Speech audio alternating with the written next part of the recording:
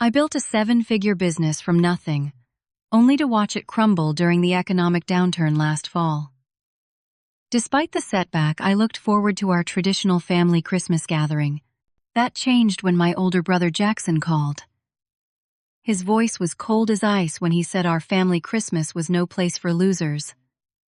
I sat there, phone in hand, stunned by his words, but maintaining my composure. What he forgot was that I had been quietly funding his family for years. Before I tell you how I turned this painful rejection into a lesson about true family values, let me know where you are watching from.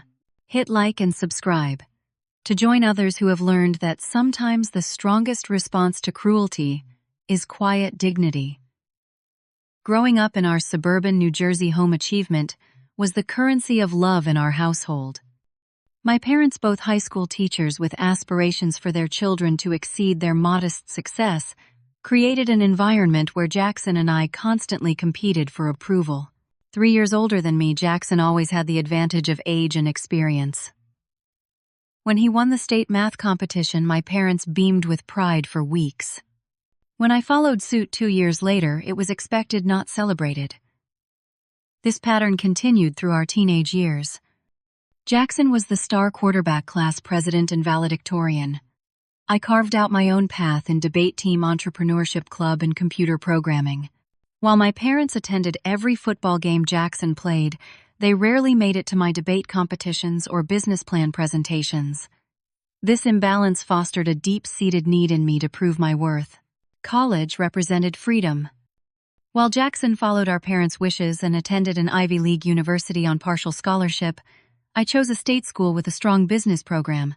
My parents made their disappointment clear, but I had a vision they could not see. During sophomore year, I started a small web design business from my dorm room. By senior year, it was generating enough income that I declined job offers to focus on growing my company. Jackson, meanwhile, graduated with honors and secured a prestigious job at an investment bank. He met Amelia during his first year there. She was beautiful, kind, and from a wealthy family that had lost much of their fortune. My parents immediately adored her, seeing her as the perfect match for their golden child. When they married a year later, I was best man, giving a speech about brotherly love that felt hollow even as I delivered it. Over the next decade, my business flourished beyond my wildest expectations. Starting with web design, I expanded into digital marketing, app development, and eventually a comprehensive digital transformation consultancy for medium-sized businesses. By age 30, I was making multiples of Jackson's annual salary. While he climbed the corporate ladder respectably, his progress was slowed by corporate politics and economic fluctuations. During this time, my relationship with Amelia evolved unexpectedly. While Jackson grew increasingly competitive with my success, Amelia and I developed a genuine friendship. She was warm, appreciative, and interested in my life beyond my bank account. When they had their first child, Emma, I became an involved uncle. 2 more children followed. James came 2 years later, and then Sarah 2 years after that. As Jackson and Amelia started their family, their expenses increased dramatically. They bought a house in an exclusive neighborhood, with excellent schools stretching their budget to the breaking point. It was during this time that my financial support began, initially as generous gifts for the children's birthdays and Christmas, then evolving into more substantial assistance. I never intended to become their financial safety net, but the progression happened naturally. When Jackson mentioned struggling with private school tuition for Emma, I offered to cover it as her godfather. This expanded to include all 3 children as they reached school age, amounting to $30,000 annually. When they needed a new roof, I provided the $10,000 as a gift rather than a loan. Their summer vacations to Martha Vineyard became possible because I secured and paid for the rental property. All this financial support remained our secret. Jackson, with his pride intact, presented an image of success to our parents and their social circle. I never corrected this impression content to help without recognition.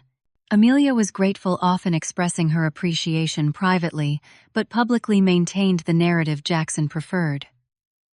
The children knew I was generous, but not the extent of my contributions to their lifestyle. This arrangement worked for years, creating a complex dynamic where my brothers simultaneously resented and depended on my success. I accepted this contradiction, valuing my relationship with Amelia and the children above my need for acknowledgement. The economic downturn hit my industry like a tsunami. Several major clients went bankrupt, leaving substantial invoices unpaid. Others slashed their marketing and digital transformation budgets. Within 3 months, my company revenue dropped by 60%, while fixed costs remained unchanged. For the first time in my entrepreneurial journey, I faced difficult decisions about the business I had built. After sleepless nights reviewing finances and projections, I gathered my team of 28 employees. With a voice that threatened to break, I announced layoffs affecting a third of our staff. I promised generous severance packages and job placement assistance, but the devastation on their faces haunted me for weeks afterward. News of my business troubles traveled quickly through our family. My parents called their concern thinly veiling disappointment. Jackson, however, was uncharacteristically supportive during our first conversation after the layoffs, offering generic encouragement about market recoveries and new opportunities. This support proved short-lived. As fall turned to winter and my business struggles continued, subtle changes appeared in my interactions with Jackson. Phone calls became shorter, with fewer inquiries about my well-being. When I mentioned considering downsizing my home to reduce expenses, his response was dismissive. That would be quite a step down for someone who used to boast about their success. The comment stung particularly because I had never boasted about my achievements, always mindful of his competitive nature. Despite these warning signs, I maintained my financial support for his family. The children's private school tuition was paid quarterly, and I had just covered the winter installment. I also prepaid the deposit for their usual summer rental in Martha Vineyard, planning it as a surprise Christmas gift. My financial situation was tight but not desperate, and cutting off support for the children's education seemed unnecessarily punitive. Throughout November, Amelia called regularly, offering emotional support and practical advice from her experience in corporate restructuring. She suggested connecting me with potential clients from her network, an offer I gratefully accepted. These conversations became bright spots during a difficult period, making what followed even more painful. As December arrived, conversation about our traditional family Christmas gathering at my parents' home became noticeably absent. Typically, planning would be underway by Thanksgiving, with discussions about gifts, meals, and sleeping arrangements. When I raised the topic during a call with my mother, her response was vague and hurried. When I asked if Jackson and his family would be there as usual, she mumbled something about needing to check before abruptly changing the subject. One evening in mid-December, I called Jackson to coordinate Christmas gifts for the children.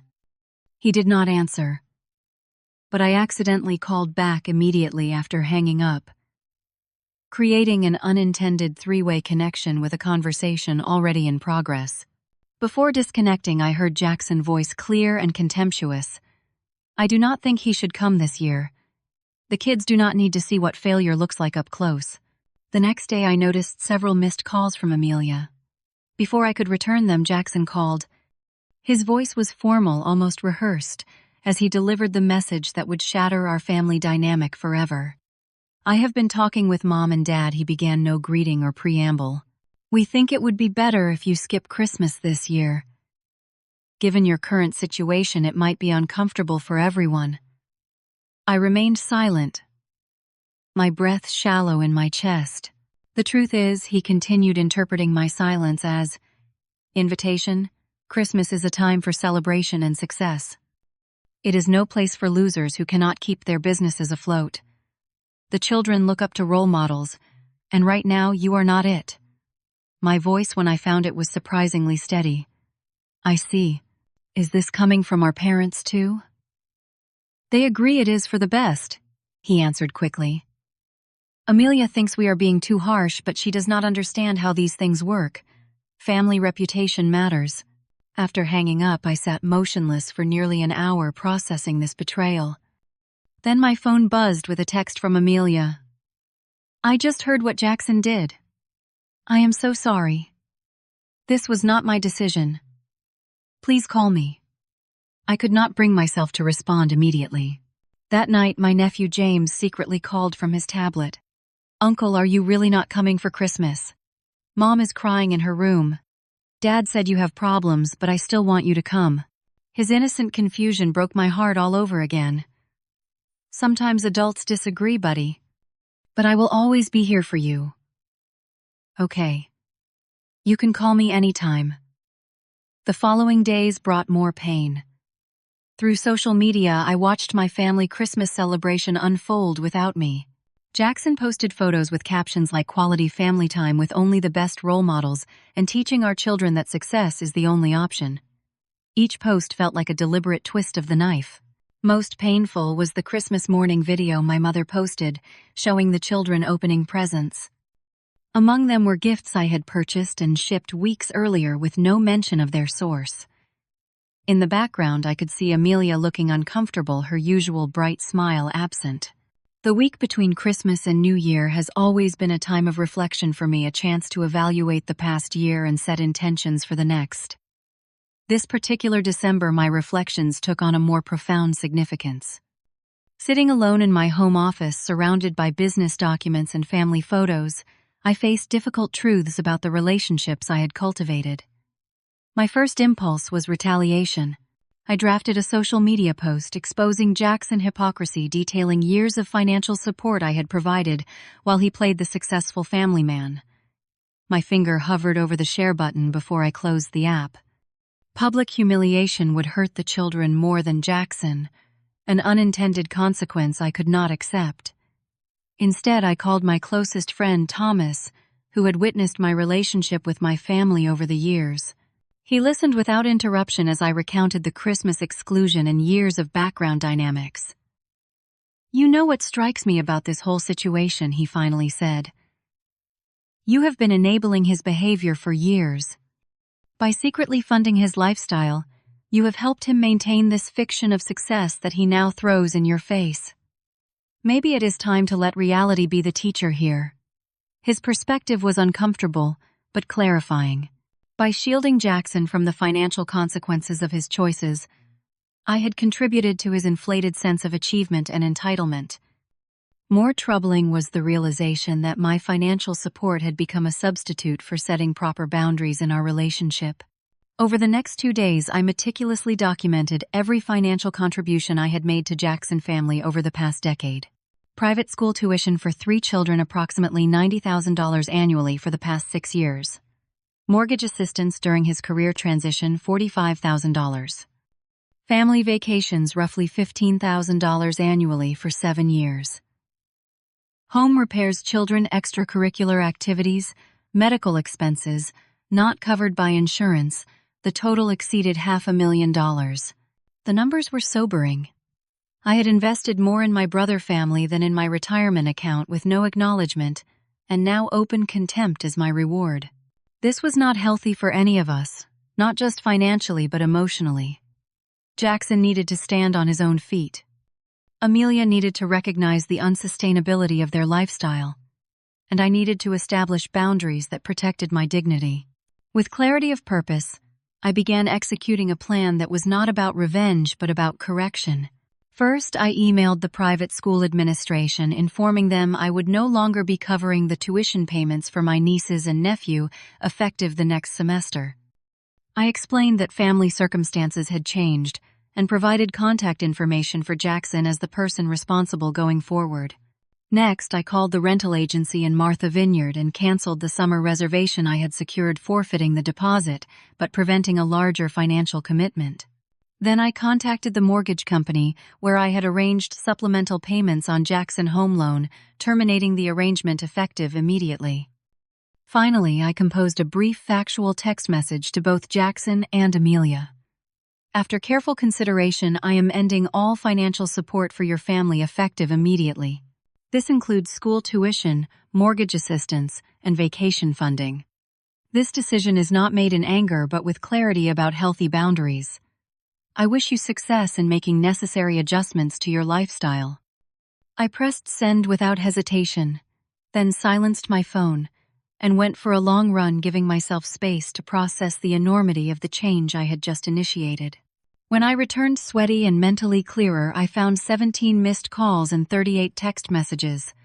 I ignored them all and slept better than I had in months. The response was as immediate as it was predictable. Jackson alternated between rage accusations of betrayal and attempts at guilt. "How dare you punish the children for adult disagreements?" Read one message.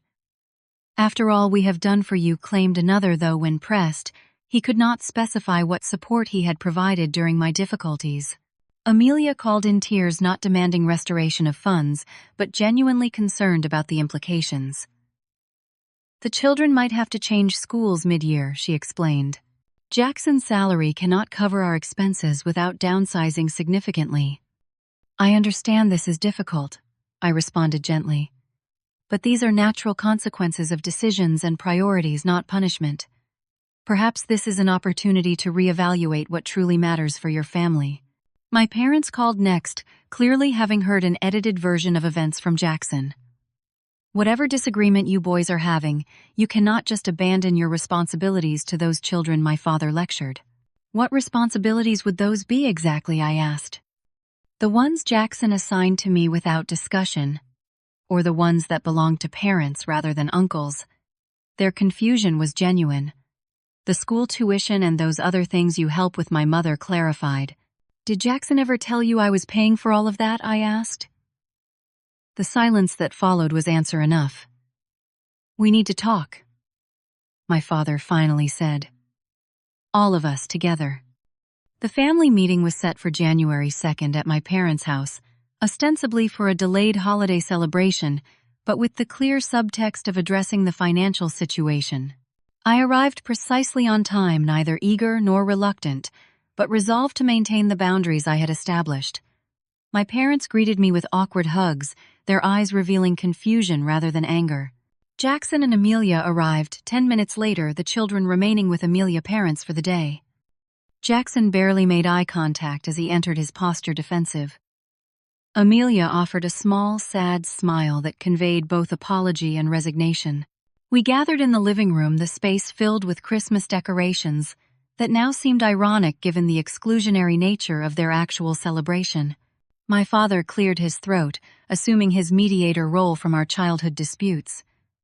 "We are family," he began, "and families work through their problems together.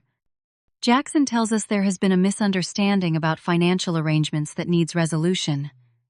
The characterization was so divorced from reality that I nearly laughed. "There is no misunderstanding," I replied evenly.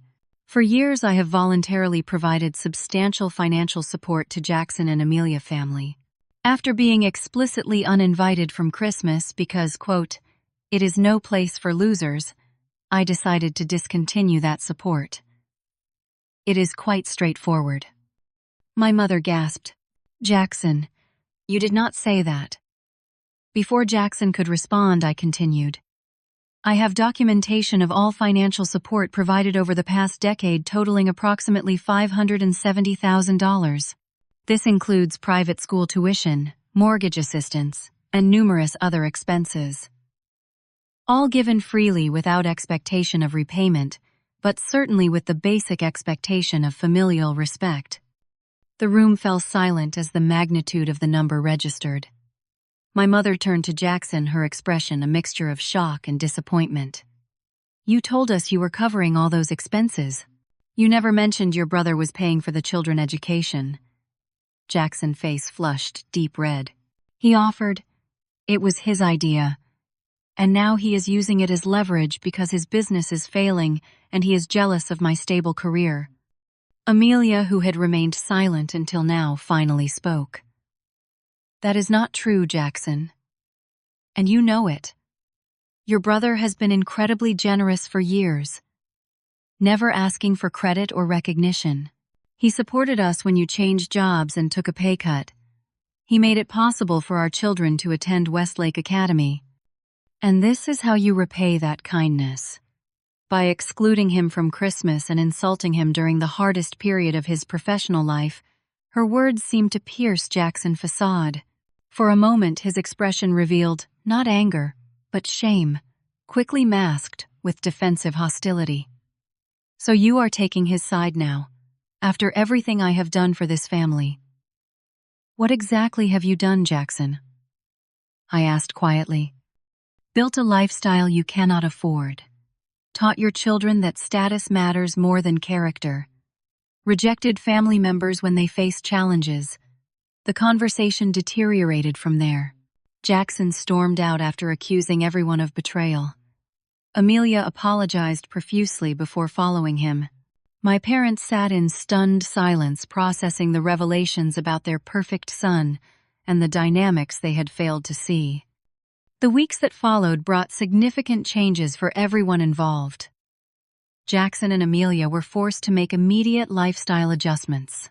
The children transferred to public school for the spring semester. Their summer vacation plans were canceled, and they listed their house for sale, seeking more modest accommodations. Initially, Jackson avoided all contact with me, channeling his embarrassment into continued hostility. Amelia, however, reached out regularly, not asking for financial restoration, but maintaining our friendship. She shared that the situation had forced difficult but necessary conversations about their priorities and values. "We should have been more transparent with the children about finances from the beginning," she confessed during one call. Emma asked why we always had the nicest things, if Dad's job was similar to her friend parents. "We never taught them financial literacy because we were not practicing it ourselves." The children, resilient as children often, are adjusted to their new circumstances with varying degrees of difficulty. Emma, the oldest, initially resented the changes, but eventually developed a new appreciation for non-material values. James struggled with the transition to public school, but found a passion for their robotics program that his previous school lacked. Sarah, the youngest, seemed least affected quickly, making new friends and thriving in the change. My relationship with them evolved into something more authentic. Rather than being the uncle who funded extravagant gifts and experiences, I became someone who shared time and knowledge. I taught Emma about entrepreneurship, helped James with his robotics projects, and listened to Sarah's stories about her new friends. These connections felt more meaningful than the materialistic relationship we had before. My parents underwent their own reckoning. The pedestal they had placed Jackson on crumbled under the weight of reality. My father in particular struggled with his role in fostering the unhealthy competition between us. During a private conversation about a month after the confrontation, he apologized tearfully. "I always pushed both of you to succeed," he admitted, "but I never defined what success really meant. Somehow I got it twisted into status and money rather than character and integrity. Watching how you have handled this situation with dignity rather than vengeance has taught me what real success looks like." My business, meanwhile, began a slow but steady recovery. With reduced overhead and a refocused strategy targeting industries less affected by the economic downturn, we secured new clients and rebuilt our reputation. By spring, I was able to rehire some of the staff we had laid off, a moment of profound gratification amid the ongoing family healing. Jackson's transformation took longest, as might be expected. His initial reaction was to double down, seeking a higher-paying position to maintain their lifestyle without my support. When that failed to materialize, he faced a humbling period of adjustment. 3 months after our confrontation, he requested a meeting. We met at a neutral location, a coffee shop halfway between our homes. His appearance had changed, the designer clothes and perfect grooming replaced by a more casual, authentic look. The changes went beyond the physical, though. The permanent competitive gleam in his eyes had softened into something resembling humility. "I have been thinking about what happened," he began awkwardly. "I was wrong. Not just about Christmas, but about a lot of things. I got caught up in projecting an image I could not sustain, and when your business struggled, it threatened the story I had been telling myself about being the successful brother. It was not a perfect apology, still centering his experience rather than the hurt he caused, but it was a start. I appreciate that, Jackson. This has been a difficult period for everyone. Amelia and I are in counseling," he continued. "Both marriage counseling and financial counseling. We are learning to live within our means and to value things differently. The kids are actually doing well with the changes, better than I expected. We talked for nearly 2 hours, beginning the slow process of rebuilding what had been broken. I made it clear that financial support would not resume, a boundary he accepted with surprising grace. Before parting, he asked the question that revealed how far he still had to go. "Do you think you will ever trust me again?" I considered carefully before responding. "Trust is rebuilt through consistent actions over time, Jackson. I am open to that process, but it cannot be rushed or forced. What matters most is that you are building a more honest life for yourself and your family." As for me, the experience transformed my understanding of both generosity and boundaries. I had confused financial support with genuine connection, using money to maintain relationships without addressing underlying issues. In establishing healthier boundaries, I found a freedom I had not known was missing. The family Christmas exclusion, painful as it was, became the catalyst for authentic relationships based on mutual respect rather than financial dependence. My business setback, viewed initially as failure, revealed the true character of those around me and my own resilience in the face of challenges. Through this journey, I learned that sometimes the most powerful response to cruelty is not vengeance, but dignified self-respect. By calmly removing myself from toxic dynamics, rather than fighting to maintain them, I created space for genuine growth and healing for everyone involved, including myself. Have you ever faced a situation where setting boundaries with family was necessary but difficult? How did you handle it? Share your experience in the comments below. If this story resonated with you, please like, subscribe, and share it with someone who might benefit from hearing that sometimes the strongest thing we can do is calmly walk away from relationships that diminish our worth. Thank you for listening. And remember that true success is measured not by bank accounts, but by the integrity with which we navigate life challenges.